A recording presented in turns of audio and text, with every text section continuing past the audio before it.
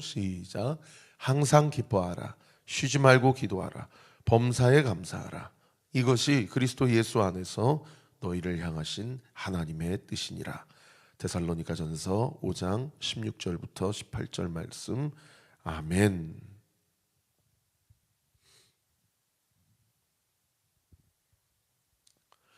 자, 어제 본문에서 다윗이 그일라 사람들에게 배신을 당했어요. 뿐만 아니라 하나님께서도 다윗을 더욱더 사지로 몰아 넘기시는 것 같으세요. 그런데 감사한 것은 다윗이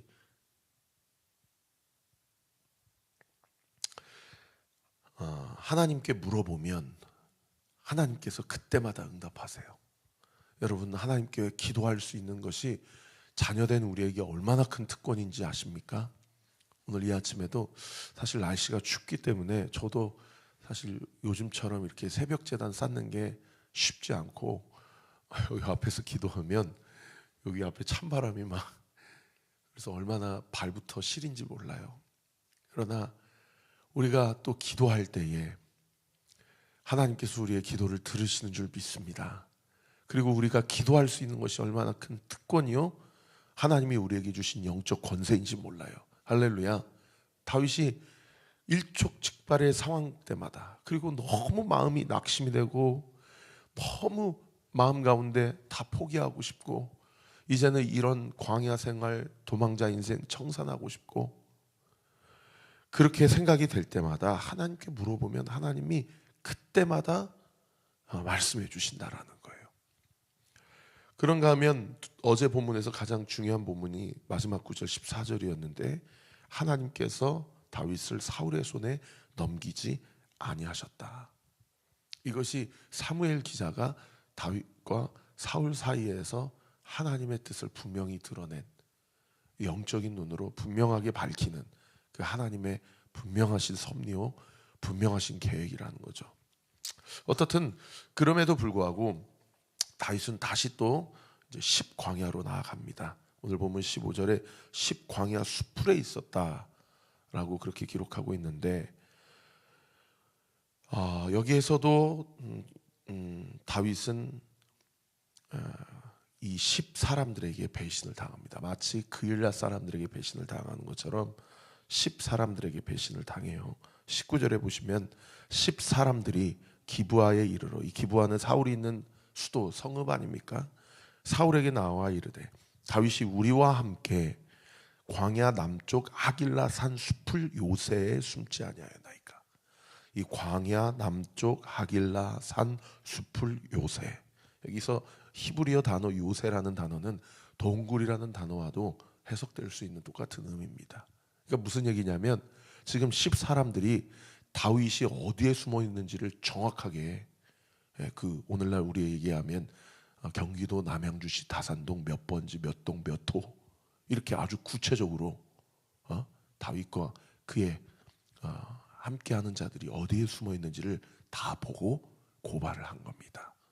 10 사람들 안에서도 사실은 어떤 영적 내면의 판단이 선 겁니까? 놉당의 그 사람들처럼 우리도 잘못하다가는 사울 정권에게 완전히 진멸당하지 않을까 두려움을 가지고 그일라 사람들과 동일하게 고발을 한 겁니다. 국가적으로 전국적으로다가 현상금이 붙어가지고 누구든지 다윗이 어디 있는지를 알고도 밀고하지 않는 자들은 삼족을 멸하겠다. 성경에 나와 있지는 않지만 그 당시 국가 정세와 안보의 상황, 그리고 가장 국왕이 죽이려고 혈안이 되어 있는 사람이 누구인지를 전국적으로 다 알고 있는, 그래서 오죽하면 이렇게 광야 시골에서 사는 사람들도 수도까지 올라와서 여기 있으니까 잡아가세요 라고 이야기할 정도로, 그죠? 그리고 600명이 함께하고 있었다 그러니까 여러분 잘 아시는 대로 성경은 남자만 세잖아요, 그죠? 그러면 병사들, 싸움에 전쟁에 참여할 만한 자들이 600명이니까 부녀자들, 아이들, 노인들 다 포함하면 다윗과 함께하는 사람들이 적어도 1000명, 2000명 이상은 되지 않았겠습니까? 그러니까 사실은 어디에 숨어도 사실은 그 지역 사람들이 숨겨주지 아니하면 다 탄로날 수밖에 없는 그런 상황인 거예요. 그러니까 이 정확하게 주소까지 다 고발을 한 거죠. 그때 이 사람들이 이 주소를 고발하면서 20절에 뭐라고 얘기합니까? 왕은 내려오시기를 원하시는 대로 내려오소서. 그의 거기 줄치세요. 그를 왕의 손에 넘길 것이 우리의 의무다. 그러니까 벌써 이 말씀, 이 고백 안에 어떤 그들의 간청이 전제되어 있는 고백입니까? 우리는 살려주세요. 우리는 왕의 편입니다. 이런 이야기죠. 사울이 이르되 21절 보세요. 너희가 나를 긍휼히 여겼으니, 이 긍휼이란 단어는 히브리 단어에 원래 하나님께서 자신의 백성에게 쓰는 단어예요. 벌써 사울이 하나님 편에 서지 않고 완전히 적의 악의 편에 섰다라는 것을 알 수 있는 거죠. 심지어 그 다음 구절에 뭐라고까지 얘기합니까? 여호와께 복받기를 원하노라. 하나님이 자신의 편이 아닌데도 불구하고 그렇게 사울이 다윗을 죽이는 것은 하나님이 원하시는 것이라고 백성들에게 가르치고 공포할 정도로 완전히 하나님과 다른 길을 걸어가고 있다는 거죠. 여러분, 이거 우리의 이야기도 될 수 있습니다. 그죠? 여러분, 교회에서 목사님들이, 중직자들이, 이 세상 한복판에서 성도들이 나는 주님 편이야, 나는 주님과 함께해, 주님이 나와 함께 하셔, 이렇게 하면서도 하나님과 전혀 상관없거나 더 나아가서 하나님의 등에 칼 꽂는 일들을 얼마나 많이 하냐는 거예요. 그러면서도 뭐라고 얘기해요? 네, 하나님이 나와 함께 하신다. 내가 하는 것은 하나님이 나를 통해서 하시는 것이다. 이렇게 생각하고 살아가는 사람들이 얼마나 많이 있냐는 거예요. 여러분, 역사가 그걸 증명하지 않습니까? 중세 이후로 교회가 얼마나 많은 사람들을 죽였고, 오늘날에도 교회가 하나님의 이름을 팔아먹으면서 얼마나 많은 악행을 저지르고 있냐 이 말이에요. 그게 어느 한 사람의 이야기입니까? 여러분, 우리도 그럴 수 있습니다. 아니, 그러고 있는지도 몰라요. 어제도 국회 국방위원회 그 장성들이, 저는 사실 군생활 2년 동안 하면서 별 한 번도 본 적이 없습니다. 저는 완전 그냥 보초수고, 제가 제일 높이 봤던 계급이 중령이에요. 대대장님. 한 번도 별을 본 적이 없는데 별들이 그렇게 다 앉아 있어가지고, 근데 그 뒤에서 잠깐 정회하겠습니다 그랬는데, 예? 그 투스타가, 예? 그 핸드폰으로 게임하다 걸려가지고 세상에, 그것도 또 국회의원이 일어나라 그래가지고 얼굴 다 팔리고, 얼마나 쪽팔립니까? 저는 근데 그거 보면서 그런 생각이 들더라고요. 아, 나도 저 자리에 만약에 있었다면 아무 생각 없이 그냥 인스타 켜고 페이스북 켜고 하면서 그게 또 잡히고, 국회의원들 뒤에서 뭐 하다가 기자들한테 핸드폰 걸리고. 여러분, 국회의원들이나 장성들이나 지금 나라 시국이 이런데 거기서 그 게임하고 있냐고. 그런데 저는요, 그 이야기가, 아, 저 사람 저 미쳤지 저거. 얼마나 저 자기 부하들이 다 보고 있는데 자기 부대로 돌아가서 무슨 얘기를 해야 되나. 저렇게 수치스러운 일을 당하고도 어떻게 장성의 일을 하나. 그런 생각이 안 들고 무슨 생각이 드냐면, 와, 나도 진짜 정신 차려야 되겠다. 여러분, 말씀을 읽을 때 사울이 어떻게 이럴 수 있냐 이게 아니고요. 여러분, 우리가 사울입니다. 우리도 얼마든지 하나님의 이름을 입에 담으면서 하나님 영광 전혀 상관없는, 심지어 하나님의 영광을 가리는 그런 일들을 우리도 할 수 있다라는 거예요. 그래서 오늘도 기도하는 겁니다. 어제도 새가족 신방 다녀왔는데 날마다 말씀과 기도로, 두 사람이, 부부가 기도 제목이 뭐냐고 물어보면 너무 감사한 게, 하나님 만나고 싶어요. 하나님 만나게 해주세요. 그걸 위해 기도해 주세요. 그래서 제가 얘기했어요. 아침마다 유튜브 켜놓고, 우리 교회 성도님들은 가까이 살지도 않아요. 어제도 1시간을 갔어요. 가면서 얼마나 많은 교회를 봤는지 몰라요. 그러니까 아내랑 같이 가면서 하나님께 기도하는 게 뭐예요? 세상에 교회가 이렇게 많은데 여기까지 오냐고. 하나님 왜 이 가정을 우리 교회로 보내주셨냐고. 예? 얼마나 감사한지 모르겠어요. 근데 가서 식사를 하고 예배를 드리고 하는데 하나님 만나고 싶다는 거예요. 그래서 제가 그랬어요. 아침마다 교회가 가깝지 않으니까 유튜브 켜놓고 여기에서 예배 드리라고, 여기에서 말씀 듣고 여기에서 기도하라고. 여러분, 우리가 그렇게 하지 아니하면 우리도 얼마든지 하나님의 이름으로 하나님과 상관없는 일을 하고 심지어 하나님의 등에 칼 꽂는 일을 하며 살아갈 수 있는 그런 죄인 중에 괴수임을 인정하는 은혜가 있게 되기를 우리 구주 예수 그리스도의 이름으로 축원합니다. 그러니까 22절에 사울이 뭐라고 계속 얘기합니까? 어떤 사람이 내게 말하기를 그는 심히 지혜롭게 행동한다. 다른 번역 성경이 번역이 좀 아쉬운데 약삭 빠르게 행동한다. 아주 잔꾀가 많다. 이렇게 번역하는 것이 오히려 더 옳습니다. 누굴 두고 얘기하는 거예요? 사울 입장에선 다윗이 그렇다는 거죠. 그러니까 아무리 이렇게 세세한 주소를 너희가 나한테 갖고 왔다 하더라도 그 다음 구절에 보세요. 너희는 가서 더 자세히 살펴서 그가 어디에 숨었으며 누가 거기서 그를 보았는지 알아보고 그가 숨어있는 모든 곳을 정탐하고 실상을 내게 보고하라. 다른 번역성에 더 정확한 정보를 가지고 나한테 알려달라. 사울이 아주 이때가 찬스다. 이때다. 이거는 하나님이 나에게 주신 찬스다 라고 하면서 아주 그냥 정확하게 얘기하라고 다윗을 죽이려고 작정을 한 거죠. 그 다음 구절을 보세요. 내가 너희와 함께 가리니 그가 이 땅에 있으면 유다 몇천 명 중에서라도 내가 그를 찾아낼 것이다 라고 하면서 이제 광야의 이 세작들, 이 주민들 먼저 보내고 그 다음에 이제 사울이 따라가는 겁니다. 자, 이런 상황 가운데서 다윗의 운명이 정말 풍전등화와 같은 그런 상황이에요. 그런데 이런 광야에 있을 때에 하나님께서 누구를 보내십니까? 요나단을 보내세요.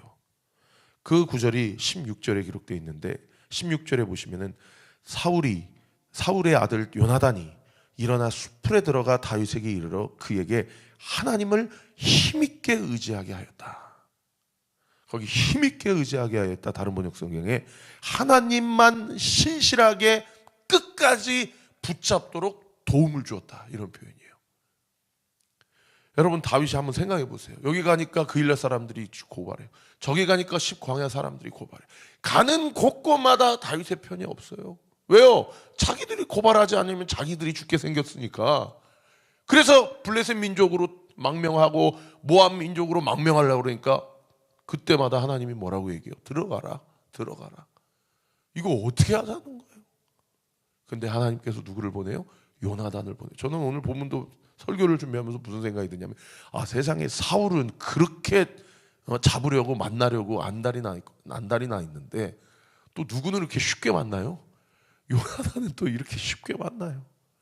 그러니까 어제 본문에 어떤 말씀이 생각나요? 14절에 하나님께서 다윗을 사울의 손에 넘기지 아니하셨기 때문이다. 이거 방법밖에 이게 설명이 안 되는 거예요. 이렇게 누구는 그냥 한번 가서 만나고 누구는 그렇게 혈안이 되어서 그렇게 잡아 죽이려고 그러는데 만나질 못하는 거예요. 근데 요나단이 그렇게 만나서 어떻게 신실하게 하나님을 의지하게 하였냐? 17절에 보세요. 거기 줄 치세요. 그에게 이르기를 따라합시다. 두려워하지 말라. 할렐루야. 여러분, 믿음의 사람의 영적 교제에 세상을 두려워하지 말고 원수마귀를 두려워하지 말라. 사실 이 두려워하지 말라라는 이 히브리어 단어는 하나님이 여호수아에게 하신 말씀과 동일합니다. 그러니까 하나님이 우리에게 하시는 말씀인데 지금 요나단이 다윗에게 한 얘기는 요나단이 다윗에게 얘기한 게 아니고 하나님이 다윗에게 얘기한 거예요. 첫 번째, 두려워하지 말라. 그 다음 두 번째 뭐예요? 어떤 얘기를 해줘요? 아버지 사울의 손이 너에게 미치지 못할 것이다. 이 히브리어 단어는 직역하면 이런 뜻입니다. 결코 너는 우리 아버지의 손에 죽지 아니하리라. 이 뜻이에요. 그리고 세 번째 무엇을 얘기합니까? 너는 반드시 이스라엘의 왕이 될 것이다 라는 거예요. 기름 부음 받은 자는 내가 아니고 너다. 밖에서 봤을 때 왕세자는 나고 너는 지금 도망자 인생 현상범이지만 아니다. 네가 왕이다. 그러고 보니까 다윗에게 지금 기름 부음 받은 다윗에게 누가 있어요? 아비아달이 있잖아요. 아비아달이 뭘 가져왔어요? 어제 본문에 에봇을 가져왔잖아요. 그리고 누가 있어요? 선지자 갓이 있잖아요. 여러분, 기름 부음 받은 자 그리스도 삼중직 왕, 제사장, 선지자. 지금 육적인 눈으로 봤을 땐 완전히 저주받은 인생, 완전히 도망자 인생, 완전히 평안하지 못하는 인생. 우리는 한 번도 쫓김당한 인생 살아보지 않았잖아요. 여러분 살아보셨어요? 우리는 도망자 인생에 얼마나 그 인생이 두렵고 얼마나 복잡하고 얼마나 피폐한 삶인지 잘 몰라요. 우리는 유대와 광야를 잘 몰라요.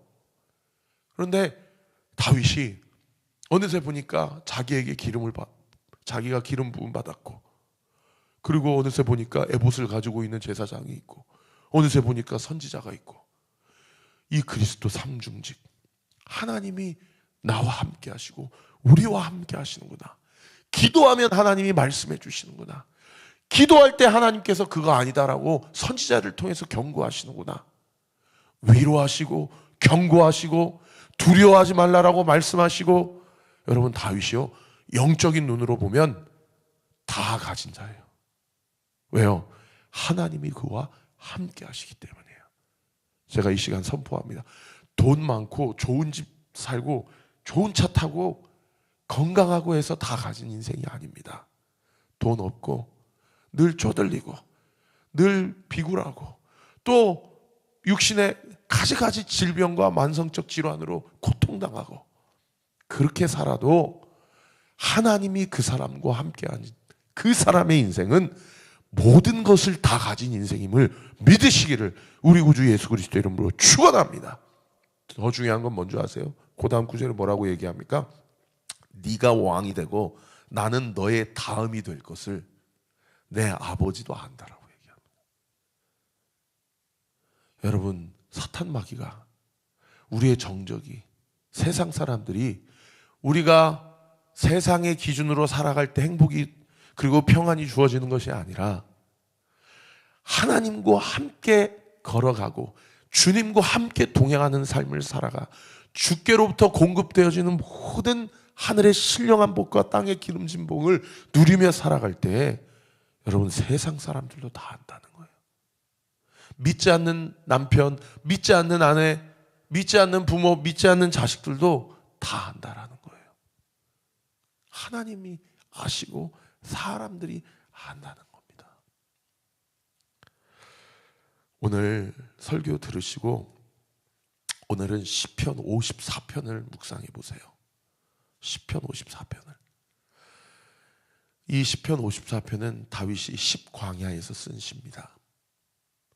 거기 마지막 구절에 다윗이 뭐라고 고백하냐면, 참으로 주께서는 모든 환난에서 나를 건지시고 내 원수가 보응받는 것을 내 눈이 똑똑히 보게 하게 하셨나이다. 하나님이 나를 구원하시고 나의 원수를 멸망시키신 것을 내 눈으로 똑똑히 보게 하셨다. 10광야에서 본 게 아니에요. 주소를 다 이야기를 해주니까 다윗이 어디까지 코너에 몰렸냐면 24절에 보세요. 그들이 일어나 사울보다 먼저 십으로 가니라. 그들은 누굽니까? 이 10광야 주민들, 세작들을 이야기해요. 먼저 갔어요. 그 소식을 듣고 다윗이 그 다음 구절에 보세요. 그 사람들이 광야 남쪽 마온 광야 아라바에 있더니, 여기 남쪽 마온 광야 아라바는 10광야보다 더 깊은 광야입니다. 그 소식을 하나님이 또 다윗에게 다 알려줘요. 그러니까 다윗이 사울이 온다라는 소식을 듣고 더 깊이 들어가 버려요. 그러니까 25절에 보세요. 사울과 그의 사람들이 찾으러 온 곳을 어떤 사람이 다윗에게 아뢰매. 하나님이 사울에게만 어떤 사람을 붙여준 것이 아니라 다윗에게도 돕는 자를 붙여준 거예요. 그러니까 어떻게 해요? 이에 다윗이 바위로 내려가 마온 황무지에 있더니 사울이 듣고 마온 황무지로 다윗을 따라가서는, 하나님이 다윗을 도우시는데 사울을 돕는 자들도 있어요. 계속 사울과 다윗 사이에서 추격전이 지금 벌어지고 있어요. 그래서 급기야 세상이 26절에 완전히 다윗이 코너에 몰려버립니다. 사울이 26절 보세요. 산 이쪽으로 가매 다윗과 그의 사람들은 산 저쪽으로 가고 다윗이 사울을 두려워하여 거기 줄 치세요. 급히 피하려 하였으니, 여기 급히 피하려 했다는 것은 완전히 코너에 몰려버렸다는 얘기예요. 이쪽으로 가니까 저쪽으로 가고 저쪽으로 가니까 이쪽으로 가고. 여러분 한번 생각해 보세요. 군사가 600명밖에 안 돼요. 그런데 사울은 정규군을 데려왔어요. 그러니까 어떻게 해요? 이는 사울과 그의 사람들이, 그 다음 구절을 보세요. 다윗과 그의 사람들을 에워싸고 잡으려 합니다. 수천 명, 수만 명, 아니 수십몇 명을 데리고 왔는지 모르겠어요. 완전히 에워싸버렸어요. 포위당해버렸어요. 아, 끝났구나, 여기가 끝이구나 라고 생각했어요. 그런데 마지막 27절, 사실 26절과 27절 사이에는 그러나라는 단어가 있어야 돼요. 그러나. 완전히 코너에 몰린 상황 가운데서 세상에 하나님이 다윗을 어떻게 도우십니까? 그러나 전령이 사울에게 와서 이르되 급히 오소서 블레셋 사람들이 땅을 침노하나이다. 야, 결정적 순간에 야, 이제 끝났구나 라고 했는데 하나님이 뭐라고 얘기하셨어요? 두려워하지 말라. 두려워하지 말라. 내가 아직 너를 사울의 손에 넘기지 아니하였다. 아니, 결코 넘기지 아니하리라. 그때 어떻게 합니까? 하나님이 블레셋 군대들을 일으키십니다. 그래서 전쟁이 벌어지게 돼요. 정규군을 움직였으니 지금 나라가 망하게 생긴 거죠. 사울이 급히 일어나서 28절에 보세요. 다윗 뒤쪽 길을 그치고 돌아와 블레셋 사람들을 치러 갔으므로 그곳을 셀라하마느 곳, 이 밑에 도움말에 보시면 분리하는 바위다라는 뜻인데 좀 번역이 뭔 말인지 모르겠어요. 갈라졌다는 뜻이에요. 사울과 다윗이 갈라졌다. 반대말로 이야기하면, 다른 말로 얘기하면 하나님께서 사울은 떠나게 하시고 다윗은 지키고 보호하셨다는 뜻입니다. 29절, 다윗이 거기서 올라와 엔게디 요새에 머무니라. 사랑하는 성도 여러분, 나라가 이렇게 시국이 어수선하고 빨리 대통령이 하야하든지 탄핵당하는 것이 국가 안정을 위해서 그것이 좋은데, 이렇게 자기의 이득을 위해서 백성과 국민은 나라는 생각하지 아니하고 버티기에 들어가고, 여당 국회의원들은 그걸 비호하기에 급급하고. 여러분, 누구 욕할 거 아닙니다. 우리도 하나님 앞에 버티기에 들어가고 자기 합리화에 빠지기 시작하고 하나님의 이름을 거론하면서 자기의 어떤 것들을 관찰하려고 하는 그 죄성이 우리에게도 얼마든지 있을 수 있습니다. 오늘 이 새벽에도 여러분, 나라를 위해 기도하고 우리 자기 자신을 위해 기도하고 우리 교회와 우리 성도들 서로를 위해서 우리가 함께 기도할 때 하나님께서 그 시편 54편에 보면요, 2절 말씀에 이렇게 고백합니다. 하나님이여, 내 기도를 들으시며 내 입의 말에 귀를 기울여 주옵소서. 하나님은 나를 돕는 이시며 주께서는 내 생명을 붙들어 주시는 이신이다. 저는 이 고백을 다윗이 광야 한복판에서 완전히 코너에 몰린 그 순간에 하나님 앞에 눈물로 고백했다고 믿습니다. 코너에 몰린 우리의 인생, 코너에 몰린 우리나라의 상황, 우리가 기도할 때 하나님께서 이 민족을 살려주시고 우리 각 가정과 교회를 온전히 세워주실 줄 믿으시기를 우리 구주 예수 그리스도 이름으로 축원합니다. 기도하겠습니다. 아버지 하나님, 감사합니다. 오늘도 이 아침에 우리가 주의 말씀을 듣고 또 깨달았습니다. 우리 각자 기도의 현장에서 함께 기도하고 주님의 은혜와 긍휼과 자비를 고백하고 간구할 때에 항상 기뻐하고 쉬지 말고 기도하고 범사에 감사하는 것이 나를 향한, 우리를 향한 하나님의 뜻이다. 두려워하지 말라. 내가 너와 함께하고 너는 왕과 같은 제사장이요 너는 거룩한 나라요 그의 소유된 백성이다. 그렇게 내가 너를 선택했음을 너의 가정도 알고 너의 주변 사람들도 안다. 아버지 하나님, 우리가 오늘 주신 이 말씀 붙잡고 나의 기도를 들으시고 내 말에 귀를 기울이시는 그 하나님 믿음 가지고 주님 앞에 간구하는 모든 기도가 오늘 이 새벽에 예수 그리스도의 이름으로 명하노니 응답될 주여다. 응답될 주여다. 응답되게 될 주여다. 믿고 감사드리며 예수 그리스도의 이름으로 기도하옵나이다. 아멘. 지금은 우리 구주 예수 그리스도의 은혜와 하나님의 사랑과 성령 하나님의 위로교통 충만하심이 주신 말씀 붙잡고 주 안에서 기도함으로 가정을 세우고 교회를 세우고 나라와 민족을 살리는 우리 온리교회 모든 성도들 머리머리 위에 지금으로부터 영원토록 함께 하시기를 간절히 축원하옵나이다.